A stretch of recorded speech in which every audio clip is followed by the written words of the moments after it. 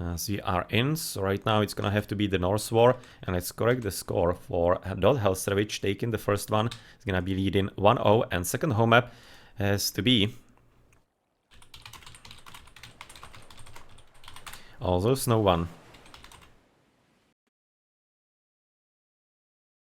Okay, so you're gonna be having apparently a Ray of Ghost Lake. That's kinda nice, because it's a fine map. It's quite a fine map all around. I don't have any kind of problem with that, but we are switching into the North Wars because that's the theme of the Winter Championship by AL Destroyer. And we are in winter, so therefore it's all Norse themed, snowy maps and everything. So let's head into the Ray of the game, but with a whole lot of different gods, Odin and Thor in there. Let's see how the players are gonna be dealing with what they are going to be given. So Curry, aka Mahdi, is going to be having quite a nice medium gold mine that's gonna be significantly helping him to survive in the early stages. They're apparently gonna be having reasonable enough hunt here with double bars, and for the opponent, is it gonna be similar? First though, oh, that's a lot of berries. It's a lot of berries, villages kill animals in single shot, probably not that influential, but nice. Caribous at the back. He's also having really tons of them. This is kinda like fertile land, even in winter apparently. Some goats behind the forest. Another bench of caribous to the left side. But otherwise, look at the gold mine spawn. Yeah, this is just the original map in its full glory. As HellsRavage is going to be right now having... look at goats. Or, oh yeah. yeah, that's actually quite nice. Yeah, that can happen on the original maps. They apparently cannot get down, so they are all gonna be stacked all the way up, or all the way up. All the way on top of the mountain. So these are probably just mountain goats. So yeah. The glory of the original maps. And what I was just starting to say is also the gold. Absolutely no gold to the bottom. Look at that. So this straight 0. Only closer gold mine for Curry is all the way to the top. Both of them here. With the TC being in kind of like... No, it's not a real gate position. He will have to be cutting through the wood line here as well. Right now HellsRavage. So it's not anything all that simple and clear. But otherwise 3 gold mine here. His town center quite far away, so this is really quite a good map for HellsRavage. If it wasn't, for example, for the goats. I don't know if these were the starting ones. Maybe, not sure. The possibility is there, but still, he definitely does have quite a nice gold mine inside his base as well. Protection by the woodline, but it doesn't have to be, because obviously Odin can be advancing through Freya, so there's a chance that the forest fire will be cleaning this up and opening it up for a bit of aggression from Curry. In the meantime, as we have seen already Great Hunt, not yet. I was kind of thinking that we didn't. He's gonna be scouting potentially to the left and maybe waiting just for a few more goats so that he can be using it on it. That is certainly a bit of a possibility. Enchants as well on top of that. That might be going a long way. As the boars, well, they're gonna be almost running out, but he should be knowing about not only the berries, but especially about the animals to the front. But he also needs to know about the ones to the top, and I think he has scouted them a bit earlier by the ghosts themselves. Unless Ulsak is gonna be already right now heading back, therefore resulting into probably a temple already. We are at 2.5 minutes, so the advance times could be already there. You can see it's gonna be the temple. Dropped into a bit of a defensive position, kinda nicely, because it's gonna be close by to the gold. He's gonna be having a chance to protect. He just really needs to be careful about the forest fire on this front wood line, because it almost seems like that it could be happening either there or there. I'm gonna be assuming it, because it could be really helping with attacking the base. That will be making tactical sense for Curry. And considering the amount of wood lines here, this is actually not that much of a fun for HellsRavage. I mean, like, it's kind of similar for Curry. He's also having like 2 wood lines here, kind of massive ones. Especially the back one is though kind of helpful. He's probably gonna be losing the one in the middle, into the right, I'm thinking. The one on the left side is not all that ideal. Kind of funny spawn with the 2 trees in the meadow. Nonetheless, nice spawn. Sometimes can be finding interesting little things there. As otherwise, the goals for HellsRavage, we have seen the TCs are fairly safe, both of them. Because this one is behind this base, this one is protected by the wood line. But the goats could be all kinds of tricky, though he definitely does have much easier access to them all around. So yeah, it's certainly something. And Iris, that's a good idea with Shockwave pushing all of the goats in there, off the hill. Yeah, well, that would be quite something. Is actually Shockwave working on goats though? Right, I don't know if it's working on those animals. Because nobody exactly uses it on that. But considering that, well, maybe it could be.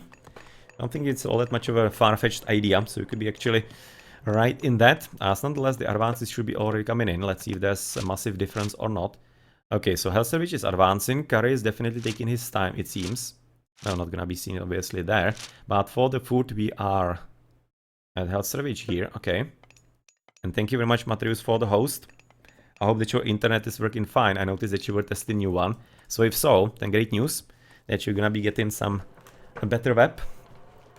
So that you can stream a whole lot more for the community. Everybody will be definitely enjoying your games, because, yeah, well, every kind of HO Mythology stream is great to be had. And, well, of course, looking right now at Longhouse already being dropped for HellsRavage for the opponent. Oh, he's going heavy defensive. Probably gained a lot of respect of HellsRavage from the first game based on how it actually went. So looking forward right now to how he's gonna be able to punish Curry. I mean, like, it's gonna be impossible to get here on this goal, but otherwise the secondary goal is completely gone.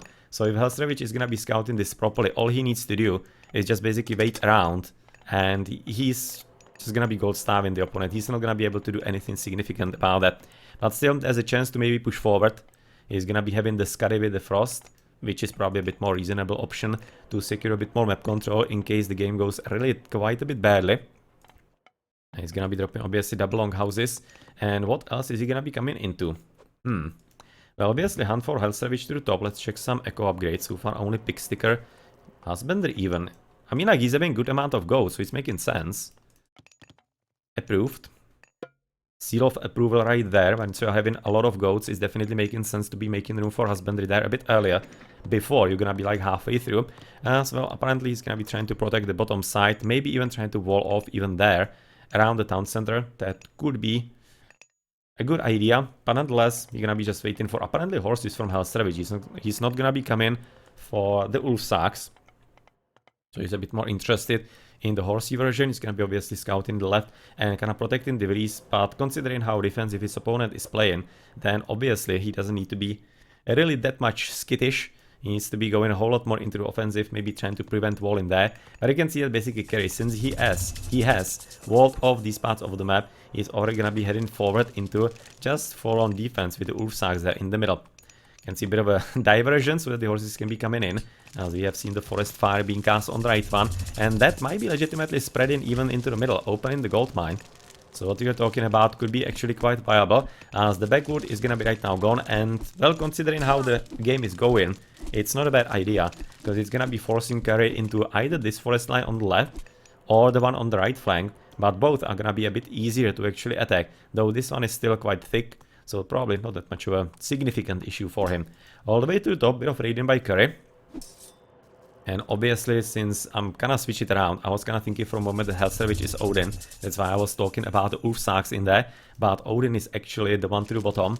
So, and he is going for the Ursags exactly as you would be expecting. And he's gonna be trying to right now block the TC here, because he obviously also needs to be protecting a bit more the hunters on the left, as they are not in any kind of like awesome position themselves, quite frankly.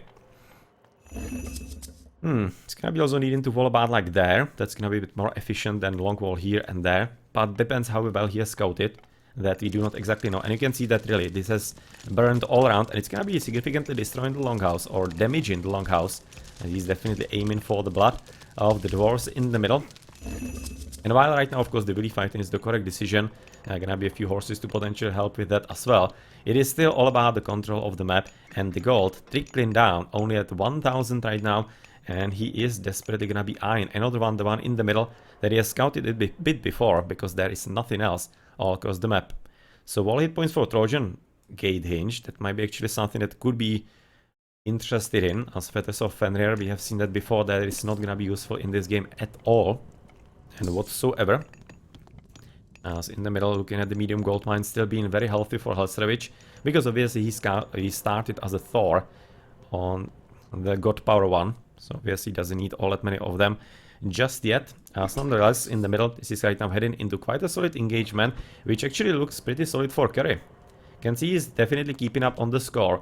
So I'm thinking this is gonna be quite a comfortable game for him so far with the Norse, but it's gonna be really hanging in the balance on some kind of proper bet micro.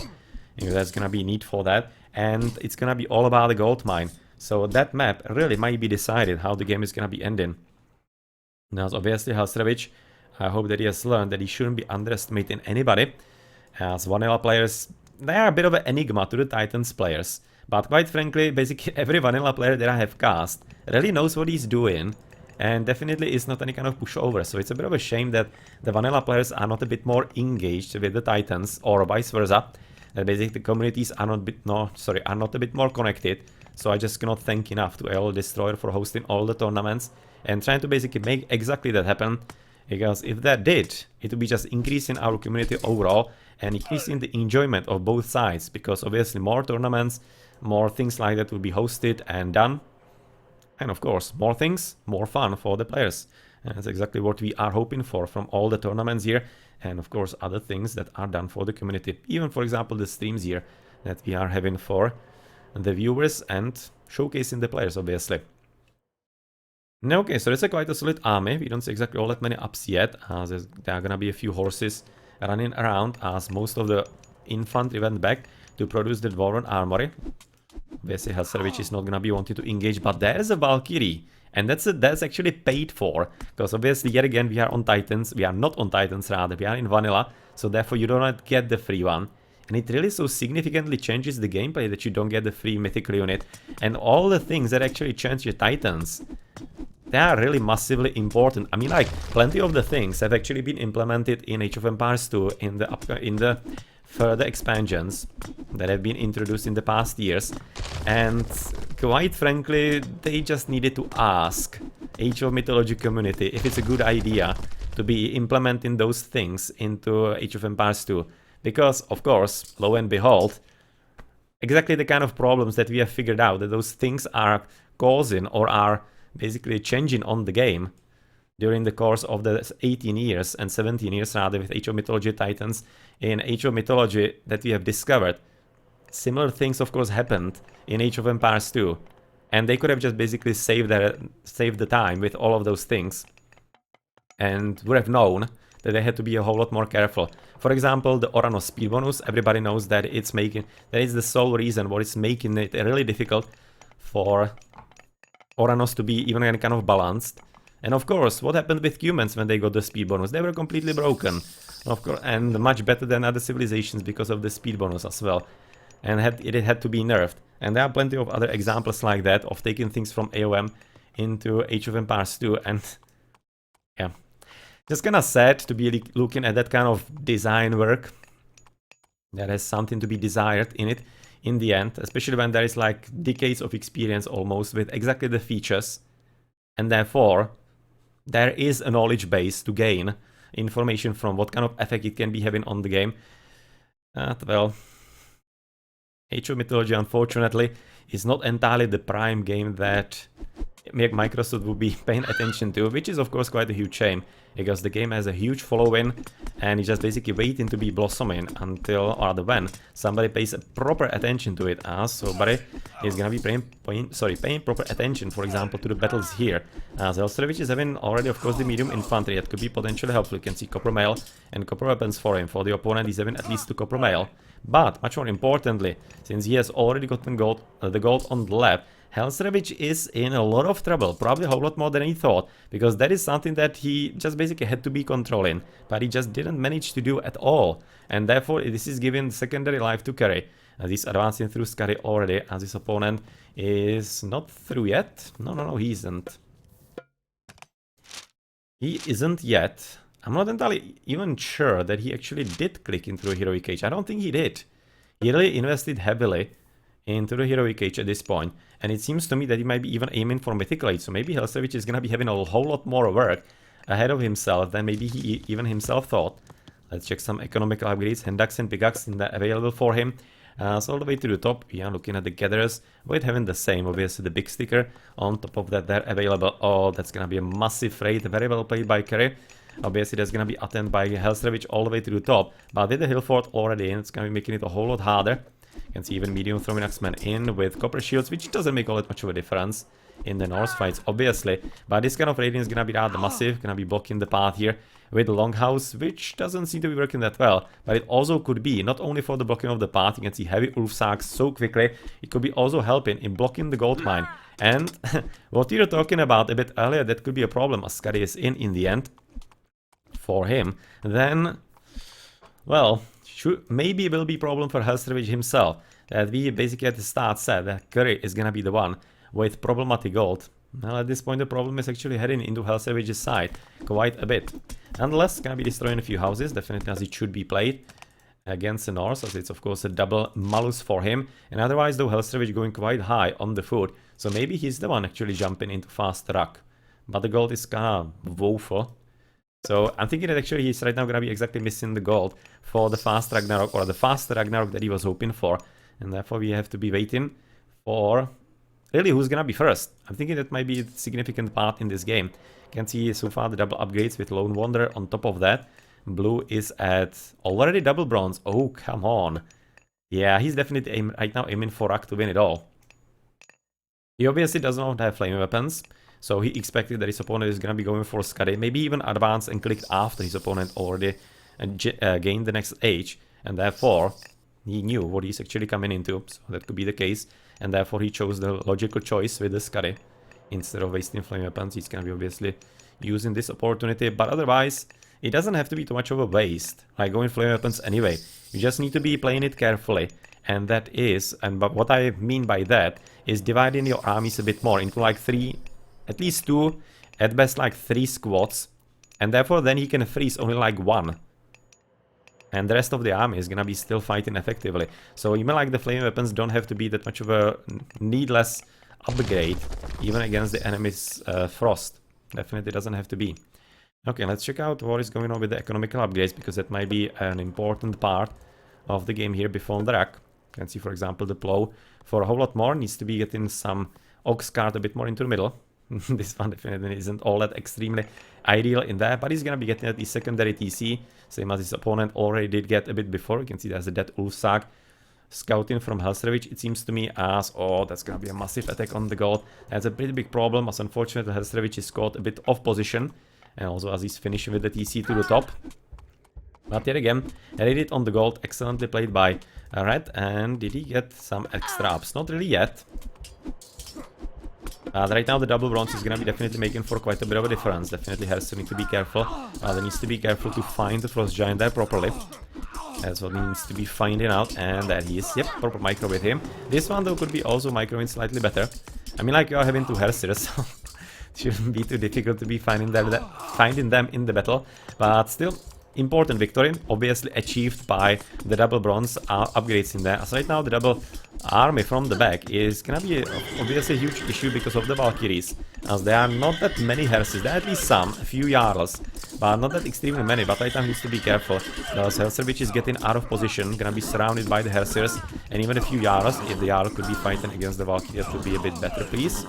Yeah, for example now, but HellsRavage is already right now winning this battle, quite an important one, and let's see, he's gonna be able to right now block the gold mine, and therefore also get rid of quite a solid amount of villagers that are waiting to be turned into heroes. So, this is gonna be actually important victory for HellsRavage. It's not like massive victory, but still a victory. He managed to claim the ground. Maybe he could be dropping a hill fort in the middle. I think that would be making pretty good sense for him.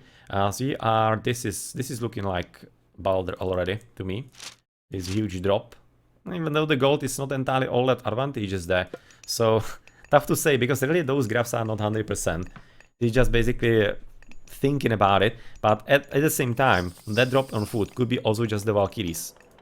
Could just as easily be those Valkyries, because there's 600 food right there. So that's probably gonna be a bit more probable. That is exactly the case. Okay, so right about now there's the hill fort, exactly as it needed to happen, because that was a crucial tactical spot. Same right now upgrade so far for the opponent, heavy Huskarls. I mean, like the Huskarls, he's probably making them because they cost in wood. Because he's so far not really getting all that much of a farming equipment, or all that much of a farm produces. At this point, he's gonna be losing the gold, unfortunately, and oh, that kinda sucks. Because the Ragnaroks should be coming from both sides sometime soon. You can see there's gonna be even a 30 TC from Curry in the meantime. He's having at least plenty of berries to the right, so he doesn't necessarily need to farm. But at the same time, the berries are not entirely too fast. And if you're gonna be getting the plow, and maybe even right after irrigation, then obviously the farming is going to be a whole lot better than only the berries. Nonetheless, the gold is right now getting completely annihilated And that's a huge issue, because obviously Curry won't be able to really replace that all that quickly and all that simply. This is gonna be costing him tons of gold itself for the dwarfies, for the efficiency, unless he's obviously gonna be aiming just for the food gatherers in there.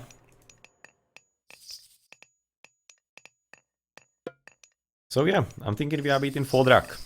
I'm really thinking we could have seen Shaft Mine for the gold gathering available for blue, whereas for red, is he getting that as well? No, he isn't.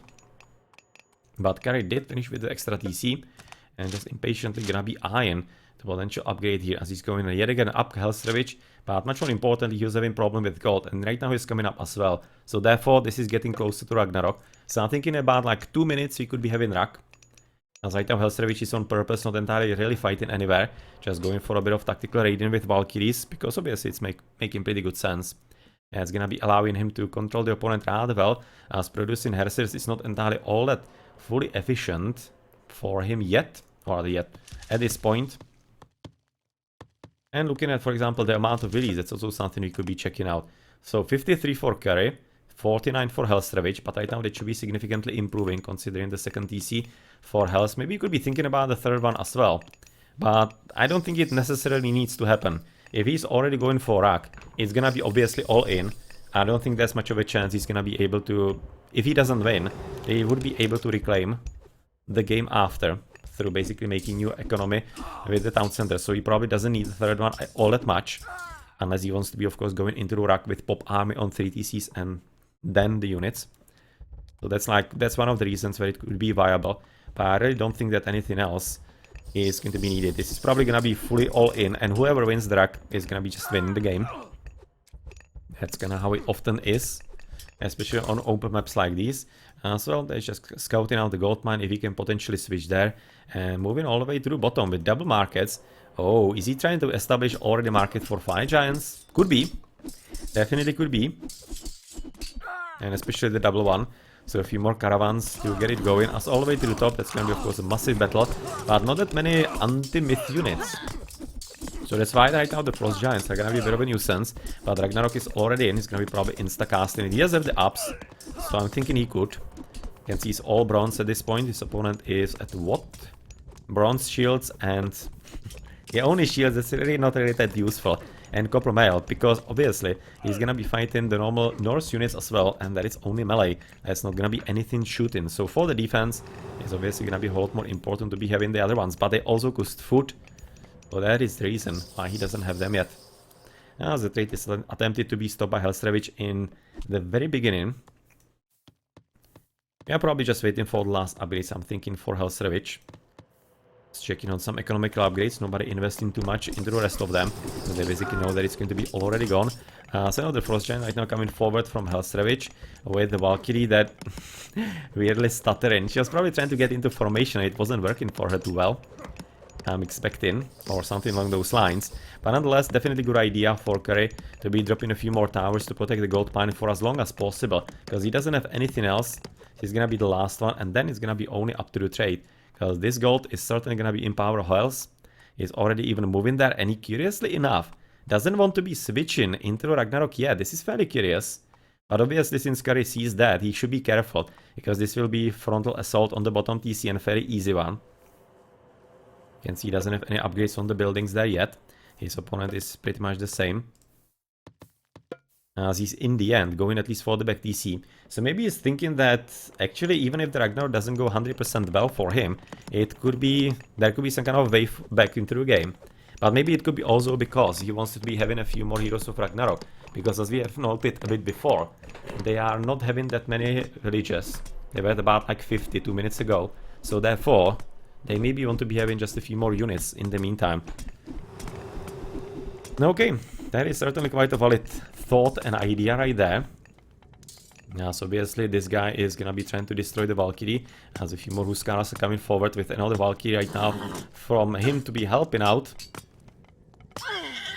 Okay, Valkyrie dying. Obviously there's a difference between this and Frost, because once the Frost Giant is freezing it, it doesn't give the 99% armor. So you can be just basically freezing it in place for quite a few seconds. Exactly 15-second recharge time, which I think is the same time as the freeze is lasting. think it's the similar time. If it's not the same, it's somewhere in the vicinity of it. So you're looking at already right now, oh, Iron Mail, Meteoric Iron Mail on top of that as well. That's gonna be massive heck armor for all the infantry. And Heroes of Ragnarok, you can see 57% already on him. As for the opponent, he's still at the same ups. Not really getting anything extra right now. Champion Throwing Axeman. But, oh well, that's a lot of Frost Giants. That's gonna be a problem. And that's why HellsRavage is obviously running. He probably could be already casting the Ragnarok. But he wants to be getting all the ups that he can, I think. And getting fully popped. Finally.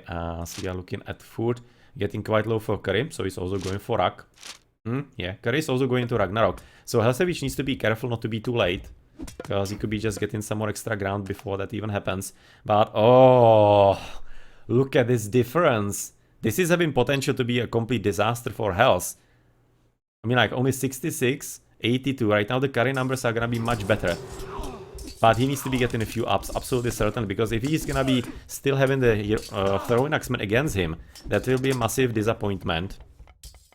And he also needs to be getting desperately more upgrades, because right now HellsRavage is much better upgraded. That could be also playing a significant role. He's at only bronze shields and a copper mail, so he needs to be getting way more. And oh well, right now he's losing tons of potential heroes here. But there again, I don't think that Curry casts it actually now. If he's paying attention at least a bit, and looking for example at the amount of Throwing Axemen, then he needs to be well aware that he is at a disadvantage as far as upgrades, and he needs to be waiting for them. He really does need to be doing that. But well, he obviously doesn't know that potentially HellsRavage's Ragnarok could be kind of a whole lot weaker. He's dropping like one longhouse or the one hill fort and a few more longhouses in the front. He's obviously trying to stop the trade from being too massive, because obviously the gold is almost running out with plenty of military buildings in there.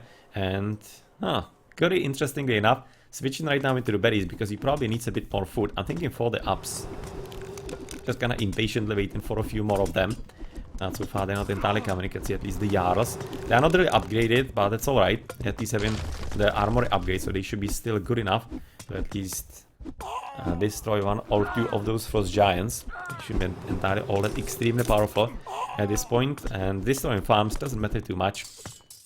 But nonetheless, those Skanos could be using some different colored swords at this point. From, for example, at least the copper weapons. Because at this point this is looking really promising for Hells. He's even moving forward with, at this point, the ballista. So a few more are gonna be coming forward with even iron weapons, and therefore iron shields. Probably won't be too far away either. But this is quite a nice defensive hill fort. That's gonna be helping in this side of the map to make it a bit harder to get rid of the town center. But it also could be using, for example, at least masons. And increasing the hit points for the town center at this point. I'm gonna be quickly checking into a few ups in here, because I'm kind of thinking, are actually masons even vanilla? Oh yeah, they are. I was kind of thinking, because there are some upgrades that came and things that came only with titans. Some a bit obscure ones that you don't really think of every single day about. But nonetheless, masons definitely aren't one of them. They are still available in here, as there was a bit of a loss of lives for HellsRavage, but he's still having quite a massive fleet. That is, because he's taken still quite good battles even before the racks are in. And it seems like that neither player wants to be really casting that for. I can understand the logic, because Curry, yet again, is the ups. He's well aware of that. And for HellsRavage, if he casts the Ragnarok too fast on the low numbers that he has, or the had a bit before, then he could be really screwing himself badly if Curry plays it properly. So I don't think this game is really as decided. Right now losing the town center, it's not really that much of a tragical thing, quite frankly. Just gonna be making it a bit easier for the Ragnarok to be moving ahead and into the offensive. But the upgrades are just absolutely not coming for Curry, unfortunately. So I don't think that he has any kind of like bright future ahead of himself at this point, if he cannot get them up. And we're gonna be checking out yet again into the Echo. You can see 100. Oh, he's going for one of the most epicest, if you can even say that, racks of the world, I'm guessing. With 95 for HellsRavage, he's catching up after him fairly quickly. You can see jumps up and down, probably resulting also as Ragnarok is already coming in from Curry. Okay, so you're gonna be having to head back. I was just looking at the resources, which are not too high for the players. So there we go, Heroes of Ragnarok. He's gonna be getting iron shields at least quite quickly all the way through end. That's gonna be protection against the hill forts and TCs and potentially the ballistae, but otherwise the melee armor is missing, and therefore the throwing axeman will be completely annihilating in there. Okay, I'm thinking the Huskarls, we commented on that before. I'm fairly convinced it's because he's having problem with food economy. That's why he was making Huskarls the whole time, because they cost only wood, and he was having issues with the food for the longest time. As HellsRavage is gonna be cast in his own. You can see Heroes of Ragnarok so far, nothing extra coming for them, but for the Heroes of Blue, he's gonna be right now missing the bronze shield or the iron shields, but he has everything, even Hammer of the Gods. He's gonna be having all the upgrades, even the extras from Thor. So this should be really impossible for Carry to be winning any kind of battle anywhere. He's gonna be having those numbers. So that is something to be potentially taken into consideration. Obviously, this is gonna be too massive frost, I'm expecting. HellsRavage has built the bottom settlement in the meantime. He's right now still moving forward, as there's still gonna be... Well, that's one hell of a massive frost though, isn't it? Like, that's a huge army at this point taken. All together. It's really one of the better ones that he could be hoping for HellsRavage. And obviously this is gonna be allowing him to really mitigate the numbers. But there is the counter frost. That's gonna be making it even more ridiculous. Two frosts at the same time and same spot, obviously. Okay, so let's take another one from that. Kind of theming nicely for the Ghost Lake. And of course the frozen water in the middle as well. This is quite a nice Norse battle though. We are at 30 minutes. That's how the time flies already. You can see plenty of farms through back. Obviously doesn't need them anymore at this point. And did he get some extra upgrades in the meantime? No, he did not. And for example, the iron shields, they did come in the end for HellsRavage at the very last second there of the fights. And then you can see that HellsRavage is getting much more of a score right now, 10,000 straight for Carry, about 2,500 more for HellsRavage, and you can see how massively he's right now winning the battle here. It's not that many red units are allowed to stay, and this is still a lot of blue units frozen in there, and this is the difference of not only the upgrades, but also a massive number of throwing axemen fully upgraded. And even though Carry was having a bit more units, but like 10-15 more maybe, gonna be seen in the proper post game right after. You can see the massive numbers that still HellsRavage is right now on, and there's absolutely no chance that Carry will be having any kind of chance whatsoever to be overcoming this at all. Okay, this is gonna be right now resulting into quite a few more, of course, villages already up. Pretty good trade, but unfortunately we are not even seeing too many Frost Giants or the Fire Giants, only one right now prepared, and not like he would be like the best unit available against the Heroes of Ragnarok, obviously. So obviously the army is still moving forward. These are still the throwing axemen from the beginning that they started before the Ragnarok was even cast. But of course it's gonna be resulting into massive destruction. There's absolutely nothing that Carry right now can be doing with the army being completely and utterly annihilated and gone. It's just gonna be a proper massacre all around. It may be a few units still available for Carry to be dealing out some damage, but there we go. That is going to be right now the resign, and therefore this is gonna be also a GG. And HellsRavage taking a second one, but this was taking quite a lot of effort, and you could have seen that actually Carry definitely knows what he's doing with his Norse. Definitely would have.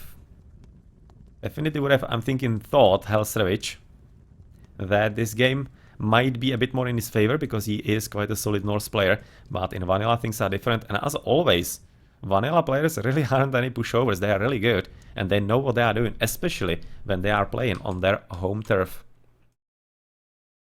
Nonetheless, it's 2-0 right now. We're gonna be heading into the third game. It's gonna be second home map for HellsRavage, and you can see, of course, Iris, a nice house in the middle. Yep, that was definitely a nice house in the middle of the Ragnarok in there. It was all kind of like nicely positioned, as you say, artistic. Quite nice and proper. Here we're gonna be checking out the numbers. Civilian unit high, you can see about like 13 units more for Carry, though it doesn't have to be too much true because he was having plenty of caravans actually. So maybe the numbers of the Heroes of Ragnarok weren't that dissimilar, and HellsRavage might have had just a few more. Could be. So maybe it wasn't really that much of a difference in there. You can see the economy, same numbers for both of them. Just a bit better managed, I'm thinking, for HellsRavage, because I'm really thinking Carry was having problem with food for the whole time. But obviously you can see the massacre because of all the upgrades that Carry wasn't having and HellsRavage did. Yeah, resulting into double unit skill there. That was really not too great. But also part of it were the throwing axemen well upgraded. Also significantly important. You can see the Rak for carry about like 90, for the opponent pretty much the same. So they were having probably similar Ragnarok in the end. Slightly high numbers for HellsRavage because of, I think, the throwing Axeman in there and some normal units, but nonetheless, GG.